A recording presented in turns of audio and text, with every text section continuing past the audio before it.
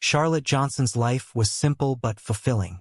In her late 20s, she worked diligently at a goat farm in the peaceful countryside near Austin, Texas.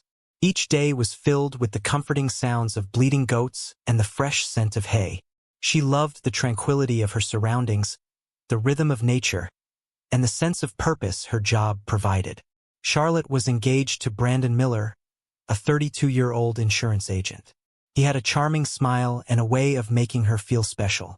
Their relationship seemed perfect, and Charlotte had dreams of a future filled with love and happiness. Just last week, Brandon had convinced her to co-sign a $50,000 loan, saying it was necessary to secure their future together. "Trust me, Charlotte," he had said, his eyes filled with determination. "This will set us up for a great life." But on an ordinary Tuesday morning, everything changed. Charlotte was feeding the goats when her phone rang. The hospital's name on the caller ID sent a shiver down her spine. "Hello, is this Charlotte Johnson?" a serious voice asked. "I'm calling to inform you that Brandon Miller has passed away." Charlotte felt the ground beneath her tremble. "What? How?" she gasped, her heart racing. "He can't be dead.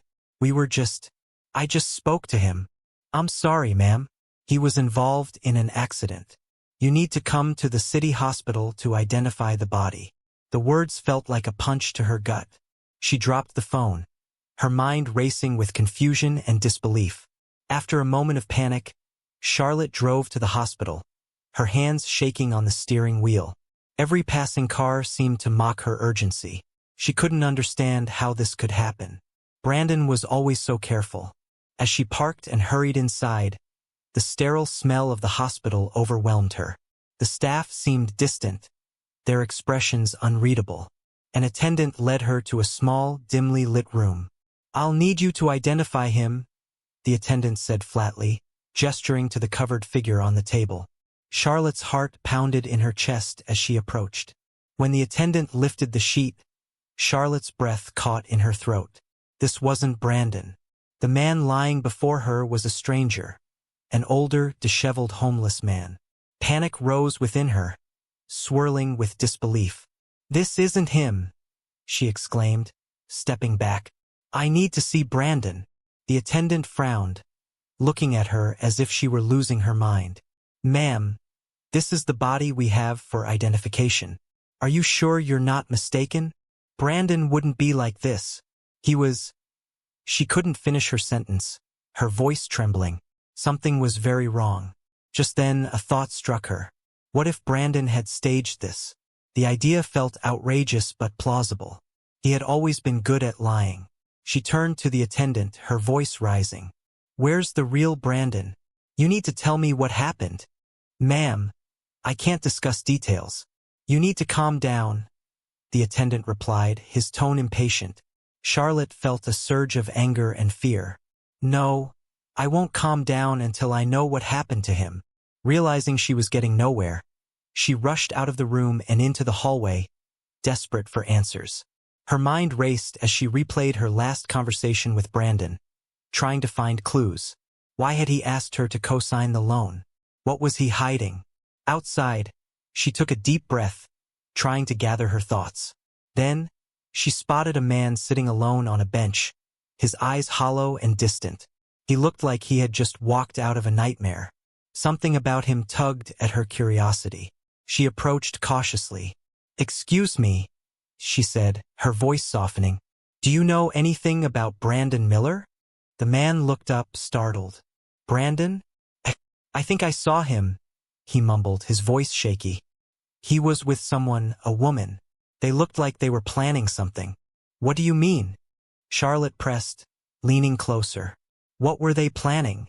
"I don't know," the man replied, shaking his head. "I overheard bits. Something about leaving. They seemed in a hurry." Charlotte's heart sank. Could Brandon really have planned to leave her? Was the accident just a cover-up? Her mind raced with possibilities, but she needed more information. "Please, if you remember anything else, let me know," she urged. The man nodded but looked away, lost in his own thoughts. With a heavy heart, Charlotte drove home, her mind filled with questions. As she arrived at the farm, the familiar sights and sounds felt strangely foreign. She took a deep breath and tried to steady herself. She needed to uncover the truth. After a restless night, Charlotte decided to check on the man from the hospital, the homeless man she had seen. She couldn't shake the feeling that he might hold the key to what happened to Brandon. With determination, she set out to find him, hoping to piece together the puzzle that had shattered her world. Little did she know, the answers she sought would lead her down a path of unexpected twists, betrayal, and perhaps a chance at new beginnings. As she drove through the city, the weight of uncertainty loomed heavily, foreshadowing the challenges yet to come. Charlotte woke up the next morning with a determination she hadn't felt before. The memory of the man at the hospital lingered in her mind, urging her to seek the truth. After breakfast, she decided to visit a nearby shelter where homeless individuals often gathered, hoping to find the man she had spoken to. The sun shone brightly as she arrived at the shelter. People milled about, some chatting, others quietly eating their meals. Charlotte approached a staff member and explained her situation. "I'm looking for a man who might know something about Brandon Miller. He was here yesterday," she said, her voice steady despite her racing heart. The staff member nodded thoughtfully. "That might be David. He usually hangs around here. Let me see if I can find him." A few minutes later, he returned, gesturing for Charlotte to follow him. David was sitting at a small table in the corner, staring blankly at a cup of coffee. When Charlotte approached, he looked up, recognition dawning in his eyes. "You, from the hospital?" he said, a flicker of surprise crossing his face. "What's going on?" "David, I need your help. I'm trying to find out what happened to Brandon. Please, can you tell me everything you know?" Charlotte asked, desperation creeping into her voice. David took a deep breath, hesitating for a moment. "I saw him with a woman a few days ago. They seemed secretive, like they were up to something." "Who was she?" Charlotte leaned forward, her heart racing. "I don't know her name, but she was pretty. Dark hair, dressed nicely." "They were arguing about money?" David recalled, rubbing his temples as if trying to remember more. "Money? What were they planning?" Charlotte asked, her mind racing. David shrugged. "I couldn't hear everything, but it sounded like they were trying to escape from something. Brandon mentioned a big payout, but I couldn't catch the details." Charlotte's heart sank. This confirmed her fears that Brandon might have orchestrated something sinister. "Did he say where they were going?" David shook his head. "No, but they seemed anxious, like they were running out of time." Charlotte felt a wave of anger wash over her. "He faked his death, didn't he? This was all a scam." David nodded slowly. "That's what it sounds like. I've seen things like this before. People do crazy things for money." "Did you see which way they went?" Charlotte pressed, her resolve hardening. "I saw them leave in a black car, but I didn't catch the license plate." "Sorry," he said, looking genuinely remorseful. Charlotte thanked David and left the shelter, her mind spinning. She needed to act fast. She drove back to the farm, grabbing her phone and searching for any information about Brandon's finances. She recalled the loan he had convinced her to co-sign. It was a hefty amount, and now it all seemed part of a bigger scheme. As she scrolled through articles about financial scams, a thought struck her. What if she could trace the loan? Maybe it would lead her to Brandon. With a renewed sense of purpose, she called the bank where the loan was taken out. After explaining her situation to the bank representative, she learned that the loan had been flagged as suspicious. "We've noticed unusual activity, and the loan is currently under investigation," the representative explained. "Would you like to report it to the authorities?" "Yes, please," Charlotte replied, her heart pounding. This was the breakthrough she needed. Later that afternoon, she visited the police station, her mind racing with possibilities. She detailed everything David had told her, emphasizing the suspicious behavior surrounding Brandon's loan. The officer listened intently, taking notes. "Have you had any contact with him since?" the officer asked. "No," Charlotte admitted, feeling the weight of her words. "I haven't heard from him at all." "All right, we'll look into it," the officer assured her. If he's involved in something illegal, we'll do our best to track him down. As she left the station, a mix of hope and dread filled her. She needed answers, but the thought of confronting Brandon terrified her. What if he had truly gone off the deep end? That evening, as Charlotte tried to relax at the farm, her thoughts were consumed by the events of the past few days. David's kindness and the bond they had formed were unexpected. He had been through so much, yet he was willing to help her. Charlotte decided to invite David over for dinner.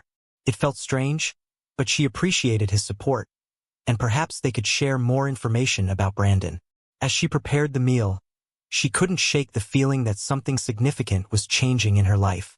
Later, when David arrived, the atmosphere was warm and welcoming. They sat at the kitchen table, sharing stories about their lives. Charlotte found herself laughing for the first time in days, enjoying the momentary distraction. "Thank you for inviting me," David said, a genuine smile lighting up his face. "I've had a rough time, but this feels nice." "I needed a friend," Charlotte admitted, her voice softening. "With everything going on, it's hard to feel normal." As they finished dinner, the conversation turned serious. "Do you think Brandon will come back?" David asked, his brow furrowed. "I don't know," Charlotte replied, feeling a mix of sadness and anger. "If he's trying to escape, I can't just wait around. I need to find out the truth." David nodded, understanding the weight of her words. "Whatever happens, you're not alone in this. We'll figure it out together." With renewed strength, Charlotte felt a glimmer of hope. Little did she know that the events ahead would test her resilience in ways she couldn't yet imagine. As they cleaned up, she realized that the search for answers was just beginning, and with David by her side, she felt ready to face whatever lay ahead. The days turned into a blur for Charlotte as she juggled her responsibilities at the goat farm and her newfound determination to uncover the truth about Brandon. With David's support, she felt more empowered, yet the uncertainty weighed heavily on her. One afternoon, while tending to the goats, Charlotte received a call from the police. Her heart raced as she answered. "Ms. Johnson, we have some updates regarding your fiancé," the officer said, his tone serious. "What is it?" Charlotte asked, trying to keep her voice steady. "We believe Brandon may have fled to another state. We have reports of someone fitting his description in Louisiana. We're working to confirm this, but we suggest you remain vigilant and not confront him alone," the officer advised. "Louisiana," Charlotte repeated, feeling a mix of anger and betrayal. "He's really gone. We'll keep you informed. In the meantime, if you hear anything, please let us know," the officer added before hanging up. Charlotte stood still for a moment, processing the news. Brandon had indeed planned his escape, and she felt a surge of emotions. Rage, sadness, and confusion. She needed to act. With the possibility of Brandon being in Louisiana, she had to consider the implications for her life and her unborn child. That evening, she shared the news with David. "They think he's in Louisiana," she said, her voice trembling. "He's actually gone." David looked concerned. "Are you all right? This is a lot to take in." "I don't know. I thought I could just forget him, but now I'm tied to this. The loan, everything," Charlotte admitted, her eyes welling with tears. "What if he comes back? What if he tries to take our baby?" David reached across the table, placing his hand over hers. "You're strong, Charlotte. You can handle this, and you have me. I won't let you face it alone." Charlotte squeezed his hand, grateful for his presence. "Thank you, David. I really don't know what I'd do without you." The next day, Charlotte decided to dig deeper. She went online and searched for any information about Brandon's activities leading up to his disappearance. Her heart raced as she stumbled upon a forum discussing financial scams. It was unsettling, but she noticed a familiar name, Rachel. The thread detailed how Rachel had been linked to several fraudulent schemes across various states. Could Rachel be involved in this? Charlotte whispered to herself. The pieces were falling into place, but it made her more anxious. Determined to gather more information, Charlotte reached out to the online community, hoping someone could provide insight into Rachel's whereabouts. While waiting for replies, She felt a sense of urgency to protect her future. A few days later, she received a message from a user claiming to know Rachel. "I've seen her in New Orleans," the message read. "She's connected to some shady deals. If you're looking for Brandon, you should check there." Charlotte's heart raced as she read the message. New Orleans was a vibrant city, but she knew it could also be dangerous. The thought of confronting Brandon and Rachel terrified her, but she felt a pull to follow the lead. "I have to go," she told David later that evening. "I can't just sit here anymore. I need to find out the truth." David looked concerned but understanding. "I'll go with you. You shouldn't face this alone." Charlotte nodded, grateful for his support. "Thank you, David. I don't know what I'll do when I find them, but I need to know." As they packed their bags, Charlotte felt a mixture of fear and determination. This trip could lead to answers, but it also posed risks. She knew she was venturing into unknown territory, but with David by her side, she felt a flicker of hope. Little did she know, the confrontation ahead would bring long-buried emotions to the surface and challenge her in ways she had never imagined. The drive to New Orleans was filled with tension and anticipation. Charlotte and David discussed strategies, though the weight of the unknown loomed heavily. As they crossed into Louisiana, Charlotte's heart raced with a mix of dread and determination. "Are you sure you want to do this?" David asked, glancing over at her. "We can turn back if you want." "No," Charlotte replied firmly. "I need to see this through. I have to know what Brandon is up to, and I can't let him ruin my life any longer." They arrived in the bustling city, its vibrant energy both enticing and intimidating. As they navigated the crowded streets, Charlotte's mind raced with thoughts of Brandon and Rachel. Where would they be? What would she say when she found them?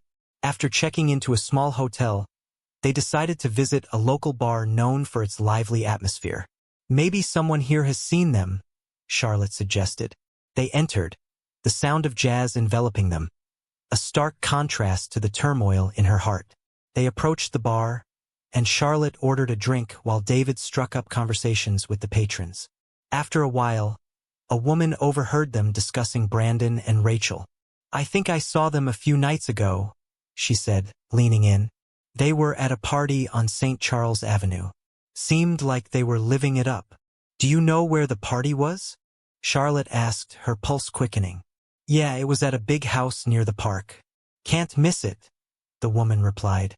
Charlotte and David exchanged glances, determination lighting up their faces. "Thank you," Charlotte said, her voice filled with gratitude. They quickly made their way to the address, excitement and fear blending together. As they approached the grand house, Charlotte felt a knot in her stomach. Would she be ready for whatever she would find? Inside, the atmosphere was lively, filled with laughter and music. Charlotte scanned the room, searching for any sign of Brandon or Rachel. Just then, she spotted them across the room, Brandon laughing, a drink in hand, and Rachel by his side, looking glamorous. Charlotte's heart sank. "There they are," she whispered to David, her voice trembling. "Stay calm," David urged, squeezing her hand. "We'll confront them together." With each step, Charlotte's heart raced.